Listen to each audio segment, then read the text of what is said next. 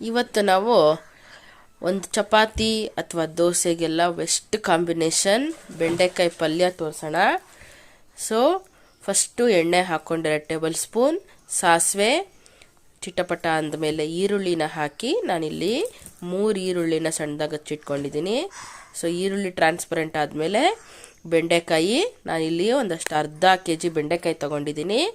So ಬೆಂಡೆಕಾಯಿ ಚೆನ್ನಾಗಿ ಉರಿಬೇಕು, low ಫ್ಲೇಮಲ್ಲಿ ಉರಿರಿ. ನಂತರ 2 ಟೊಮ್ಯಾಟೋನ ಸಣ್ಣದಾಗಿ ಹಚ್ಚಿಟ್ಕೊಂಡಿದ್ದೀನಿ. ಸೊ ಅದನ್ನು ಹಾಕಿ ಚೆನ್ನಾಗಿ ಹುರ್ಕೊಳ್ಳಿ. ನಂತರ ಕರಿಬೇವು. ಸೊ ಇಷ್ಟನ್ನು ಚೆನ್ನಾಗಿ ಹುರ್ಕೋಬೇಕು, ಲೋ ಫ್ಲೇಮಲ್ಲಿ ಹುರ್ಕೋಬೇಕು. ಎಲ್ಲದರದ್ದು ಹಸಿ ವಾಸನೆ ಹೋಗೋವರೆಗೂ ಹುರ್ಕೋಬೇಕು.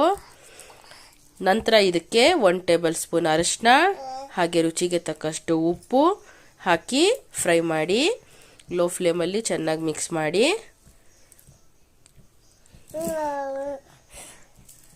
ಚಪಾತಿ ದೋಸೆಗೆಲ್ಲ ಚೆನ್ನಾಗಿರುತ್ತೆ, ಲಂಚ್ ಬಾಕ್ಸ್ಗೂ ಸಹ ತುಂಬ ಚೆನ್ನಾಗಿರುತ್ತೆ.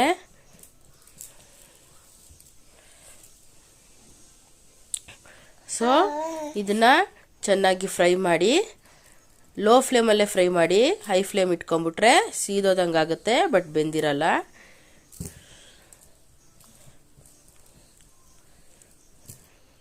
ನಂತರ ಒಂದು ಇಡಿಯಷ್ಟು ತೆಂಗಿನಕಾಯಿ ತುರಿ, ಜಾಸ್ತಿ ಹಾಕೋದು ಬೇಡ, ಅದೇ ವಾಸನೆ ಬಂದಂಗೆ ಆಗುತ್ತೆ.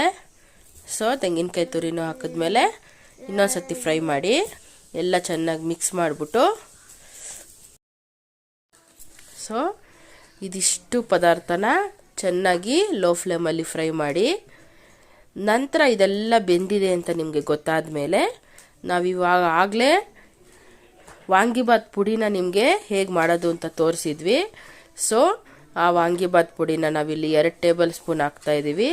ಇದು ಡಿಫ್ರೆಂಟಾಗಿ ಟೇಸ್ಟ್ ಕೊಡುತ್ತೆ, ಕಂಪ್ಲೀಟ್ ಚೇಂಜ್ ಮಾಡಿಬಿಡುತ್ತೆ ಟೇಸ್ಟ್ನ. ಮಾಮೂಲಿ ಪಲ್ಯಕ್ಕೂ ಈ ಪಲ್ಯಕ್ಕೂ ತುಂಬ ಚೆನ್ನಾಗಿರುತ್ತೆ. ಸೊ ನೀವು ವಾಂಗಿಬಾತ್ ಪುಡಿ ಹಾಕಿ ಪಲ್ಯ ಮಾಡಿದ್ರೆ ಅನ್ನಕ್ಕೂ ಕಲಿಸ್ಕೋಬೋದು, ಚಪಾತಿ ದೋಸೆಗೂ ನಂಚ್ಕೋಬೋದು, ಎರಡಕ್ಕೂ ಆಗುತ್ತೆ. ಸೈಡ್ ಡಿಶ್ ಆಗಿ ಅಥವಾ ನೈಟ್ ಡಿನ್ನರ್ಗೋ ಅಥವಾ ಲಂಚ್ಗೆ ಅಥವಾ ಬ್ರೇಕ್ಫಾಸ್ಟ್ಗೆ, ಲಂಚ್ ಬಾಕ್ಸ್ಗೆ ಎಲ್ಲದಕ್ಕೂ ಒಳ್ಳೆ ಕಾಂಬಿನೇಷನ್ ಆಗುತ್ತೆ.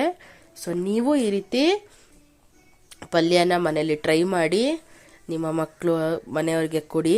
ಹೇಗೆ ಬಂತು ಅಂತ ನಮಗೆ ಕಮೆಂಟ್ ಮಾಡಿ, ಶೇರ್ ಮಾಡೋದು ಮರಿಬೇಡಿ, ಲೈಕ್ ಮಾಡೋದು ಮರಿಬೇಡಿ, ಹಾಗೆ ನಮ್ಮ ಚಾನಲ್ನ ಸಬ್ಸ್ಕ್ರೈಬ್ ಮಾಡಿ.